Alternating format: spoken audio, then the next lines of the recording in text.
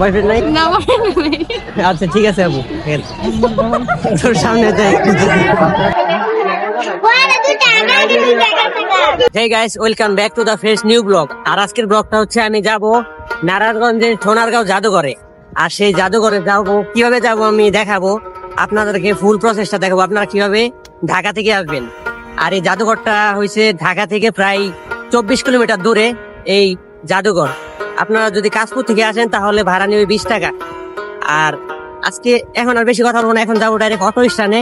আর ওইখান থেকে কত ভাড়া নিবে আমি ওইটা আপনাদেরকে দেখাবো। আর আমার সাথে যাবে দুইজন, এই যে দুইজন আমি চিনি না ঠিক, তাদের সাথে যাব, তারা আমাকে চিনি নিয়ে যাবে। তো এখন আমরা আছি অটো স্ট্যান্ডে, আর অটো স্ট্যান্ড থেকে চলে যাবো ডাইরেক্ট জাদুঘরে, ঠিক আছে। আর এখানে যাওয়ার জন্য আমরা প্রথমে অটো উঠবো, এই যে অটো, এটাতে আমরা 3 জন যাচ্ছি। আর তো দেখাচ্ছি জাদুঘরের সামনে গিয়ে, চলো আমি সামনে হই নাকি। তো দেখতে থাকেন পুরো ভিডিওটা। আমরা এখন জাদুঘরের সামনে যাব। সোনারগাঁও জাদুঘর বাংলাদেশের লোক ও কারুশিল্প ফাউন্ডেশনটি সোনারগাঁও জাদুঘর হিসেবে পরিচিত। রাজধানী ঢাকা থেকে মাত্র 24 কিলোমিটার দূরে। সোনারগাঁও এক সময় মসলিনের জন্য সারা বিশ্ব জুড়ে বিখ্যাত ছিল। মসলিনের বিকল্প জামদানি শাড়ি সরাসরি তৈরি করতে দেখা যাবে কারুপল্লবীর ভিতরে। এখানে দেখার মতো রয়েছে লোক ও কারুশিল্প ফাউন্ডেশন জাদুঘর এবং ফাউন্ডেশন চত্বর। লেক ঘেরা ফাউন্ডেশন চত্বরে রয়েছে কারুপল্লু, নৌকা, ভ্রমণ ও টিকিট কেটে মাছ ধরার সুযোগ সুবিধা। কারুশিল্প ফাউন্ডেশন প্রবেশ মূল্য মাত্র 10 টাকা, আর বিদেশি পর্যটকদের জন্য 100 টাকা। আর আপনারা যদি বিকাল 5টার পরে ঢোকেন তাহলে আপনার জন্য ফ্রি। তো আমরা এখন যাবো জাদুঘরের ভিতরে, গেটের ভিতরে। তো দেখি কেমন বিড়াবিড়ি। আর টিকিট বলতে 5টার পরে ফ্রি হয়ে যায় সবকিছু। আর এখন মেবি সিরিয়াল ধরতে হবে আর কি। এটা হচ্ছে টিকিট কাউন্টার। এখন টিকিট বন্ধ, 5টার পরে সব ফ্রি। আর এখন যাবো আমরা 3 জনে জাদুঘরের ভিতরে। সিরিয়াল অনেক।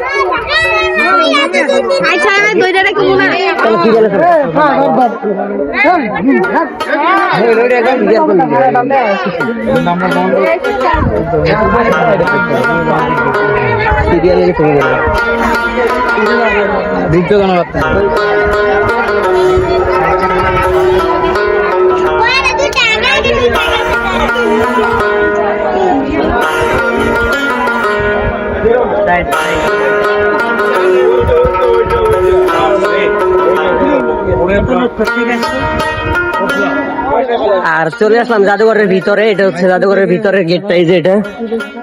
শুক্রবার না, তাও অনেক ভিড়াভিড়ি হইতেছে। আর এখানে যারা আসবেন অবশ্যই 5টার পরে আসবেন।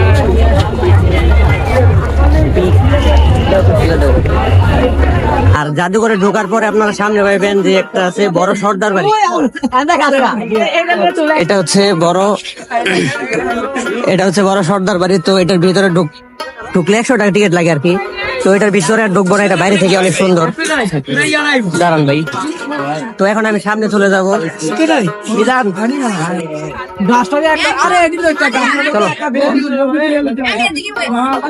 তো সামনের ভিউ গুলো আমি আপনাদেরকে দেখাবো, আর ভিতরে কিভাবে যাবেন, ভিতরে কি আছে, আর টোটালি আপনাদেরকে দেখাবো। এই জাদুঘরটা মেবি 1975 সালে, মানে এই সোনারগাঁও জাদুঘরটি 1975 সালে এখানে প্রতিষ্ঠাতা করা হয়। বাংলাদেশ লোক ও কারুশিল্প জাদুঘর। তো আর বেশি কথা না বলে চলেন সামনে আগাই। তো দেখতে থাকেন। লোকদর্শক একটা মেলা হচ্ছে এখানে, 2024 সালের একটা মেলা হচ্ছে। তো আমি সামনে আসার পর দেখলাম একটা আপু এখানে ছবি তুলতেছে। তো আপুকে জিজ্ঞেস করি ফিলটা কেমন।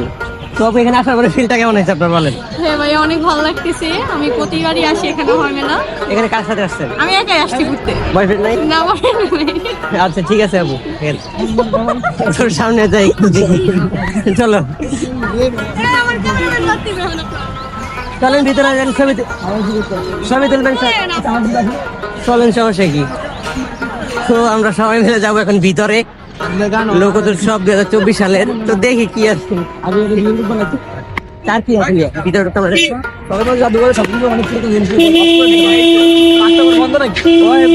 বন্ধ নিয়ে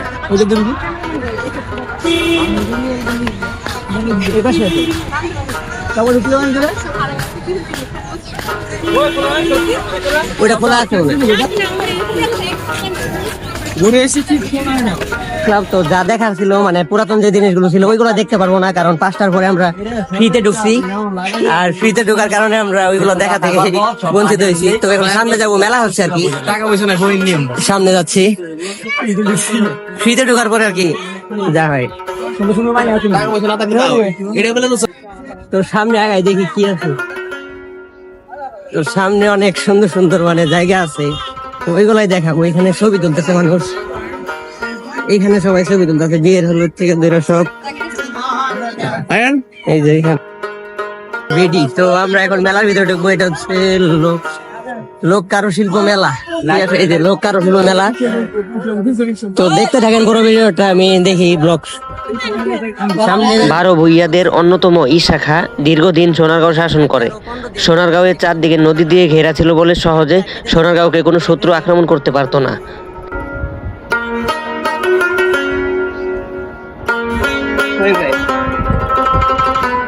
দেখে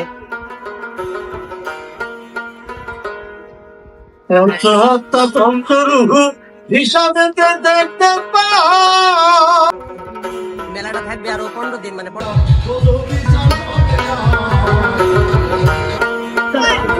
চলো চলো ফকির ফকির চলো ভিতরে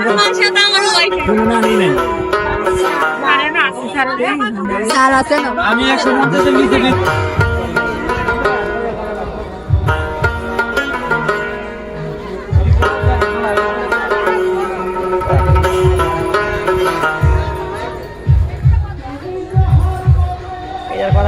মেলাটা কিন্তু অনেক ভালো করে জমছে। এটা আজকে শুক্রবার না, শুক্রবার থাকলে আরো বেশি জমতো। আর এটা হচ্ছে কর্মরত কারুশিল্প প্রদর্শনী, যেটা এটার ভিতরে আর কিছু আছে দেখার মতো। তো আরেকটা জিনিস দেখাই আপনাদেরকে, কিভাবে কারুশিল্পের যে মাটি দিয়ে জিনিসগুলো বানাই। এই যে দেখেন কি বানাইবো। তো দেখেন আমরা যে জিনিসগুলো সবসময় টিভিতে বা মোবাইলে দেখছি, এই জিনিসগুলো আজকে বাস্তবে দেখতেছি, তো অনেক ভালো লাগতেছে। দেখেন কিভাবে বানায়, কি করতো না এগুলা করে।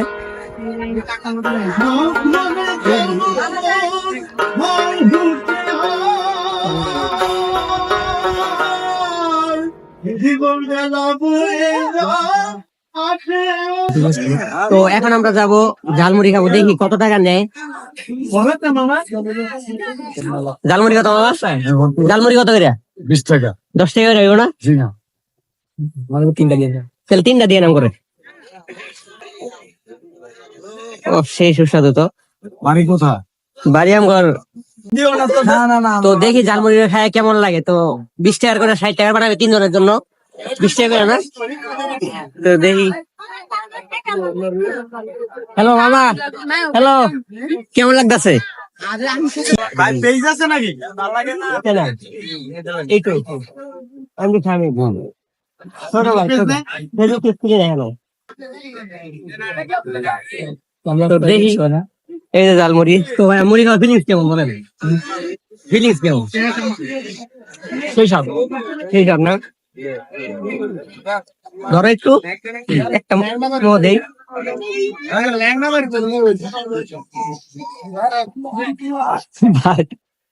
যেভাবে খাচ্ছে জানি না, গরুর মতো দামি হিসাবে 20 টাকার মুড়ি একদম ভাল লাগে না, একদম ভাল লাগে না। এই যে দোকান, আমি একদম মুড়ি ভাল লাগে না। এটা মুড়ির দোকান, ঠিক আছে? মুড়ি হলে একদম ভালো লাগে না। তো হুদাই 20 টাকা নষ্ট করলাম। তো গাইস আজকের ভিডিওটা আর বেশি বড় করবো না। আর আজকে বেশি কিছু দেখাতে পারি নাই, কারণ আমরা 5টার পরে ফ্রিতে ঢুকছিলাম মেলার মধ্যে জাদুঘরে। আর জাদুঘরের বিষয়ে আমি অনেক কিছু বলছি। তো অন্য একদিন আসবো এই জাদুঘরে আবারও পরবর্তী কোনো ব্লগে। আর আজকের ভিডিওটা এখানে শেষ। আল্লাহ হাফেজ।